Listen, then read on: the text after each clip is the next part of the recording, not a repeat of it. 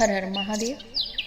सौराष्ट्र सोमनाथम च श्रीशैल मल्लिका अर्जुन उज्जैनां महाकाल ओंकार ममलेश्वरम पर्यं वैद्यनाथं च डाकिन्यां भीमशंकर सेतु वंदे तु रामेशं नागेशं दारुकावने वाराणस्य तु विश्वेशं त्र्यंबकं गौतमी तटे हिमालये तु केदारं कृष्णेचं च शिवालये एतानि ज्योतिर्लिंगानि साय प्राते पठे नरः सप्तजन्म कृतं पापं स्मरणेन विनिश्यति।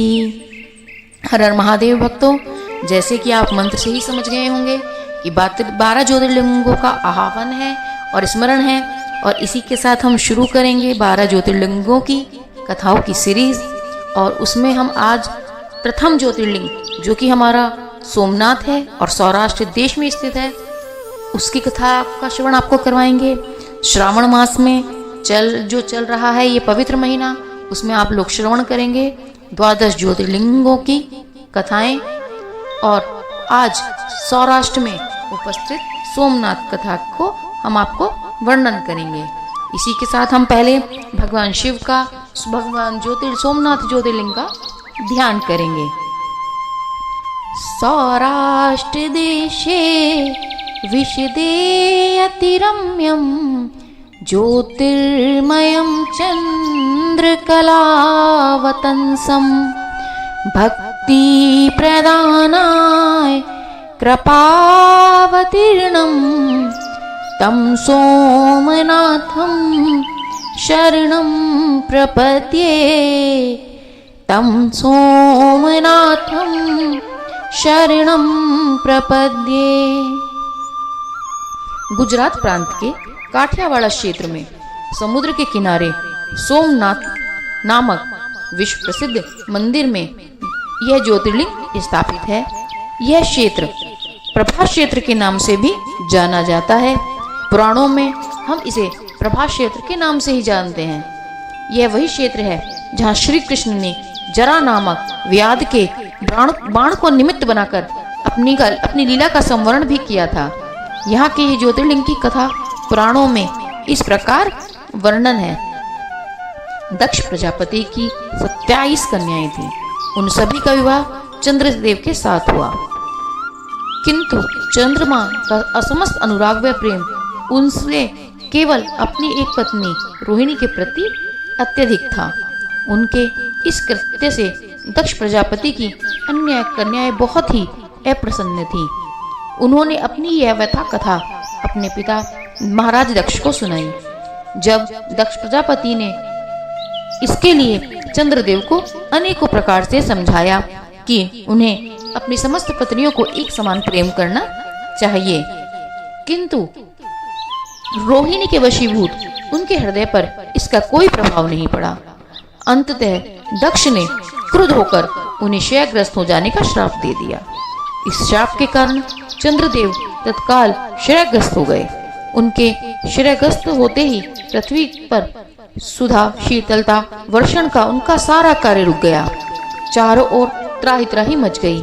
चंद्रमा भी बहुत अत्यधिक दुखी और चिंतित थे। उनकी प्रार्थना सुनकर इंद्रादि देवता तथा वशिष्ठ आदि ऋषिगण उनके उद्धार के लिए पितामह ब्रह्मा जी के पास गए।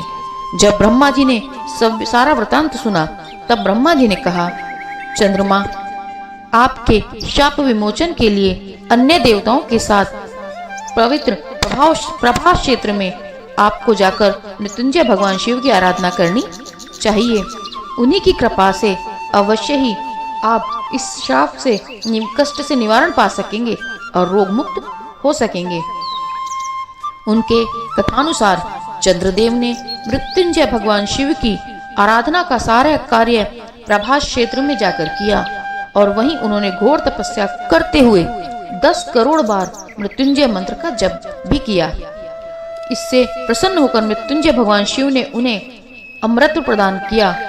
उन्होंने कहा, चंद्रदेव, तुम शोक न करो, मेरे वर से तुम्हारा शाप मोचन तो होगा ही, साथ में ही दक्ष के वचनों की रक्षा भी हो जाएगी। कृष्ण पक्ष में प्रतिदिन तुम्हारी एक एक कला क्षीण होगी, किंतु पुनः शुक्ल पक्ष में उसी कर्म से तुम्हारी एक एक कला बढ़ा करेगी। इस प्रकार प्रत्येक पूर्णिमा को तुम पूर्ण चंद्र तो प्राप्त करोगे। चंद्रमा को मिलने वाले इस वरदान से सारे लोकों के प्राणी प्रसन्न होते। सुधाकर चंद्रदेव पुनः दशों दिशाओं में सुधा वर्षण का कार्य पूर्ववत करने लगे।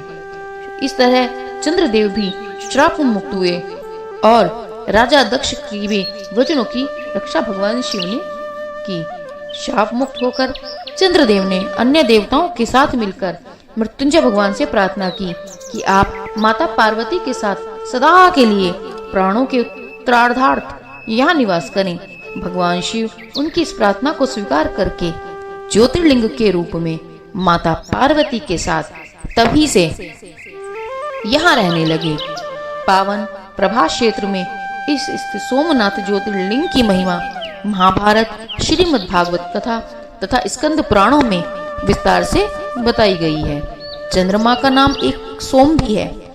उसी नाम को भगवान शिव ने अपना नाथ स्वामी बनाकर यहाँ पर उन्हें प्रतिष्ठित हो गए और इसीलिए इस ज्योतिर्लिंग का नाम सोमनाथ पड़ा। इस ज्योतिर्लिंग के दर्शन से, पूजन से, आराधन से भक्तों के जन्म जन्मांतर के सारे पाप और दुष्कृत्य विनष्ट हो जाते हैं। वे भगवान शिव और माता पार्वती की अक्षय कृपा का पात्र बन जाते हैं। मोक्ष का मार्ग उनके लिए सहज ही सुलभ हो जाता है। उनके लौकिक पारलौकिक सारे कृत्य स्वमेव सफल हो जाते हैं। यह ज्योतिर्लिंग सोमनाथ महादेव की यहाँ पर छटा ही निराली है।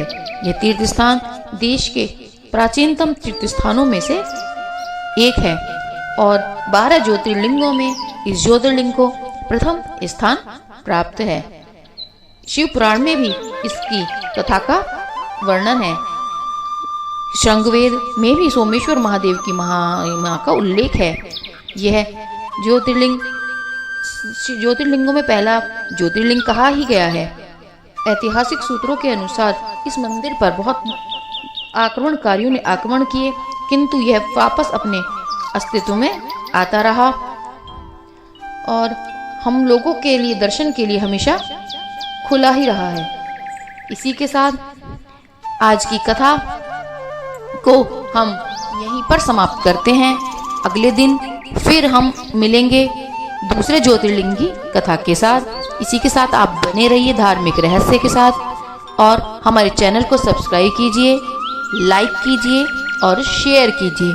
अगर आप कोई और दूसरी कथा कोई सुनना चाहते हैं, कोई बात जानकारी लेना चाहते हैं अपने कुंडली के लिए, अपनी जन्म पत्री के लिए या अपने किसी कष्ट के निवारण के लिए आप कुछ भी जानना चाहते हैं तो आप कमेंट में हमसे संपर्क कर सकते हैं। यथा समय हम आप लोगों से जरूर संपर्क करेंगे।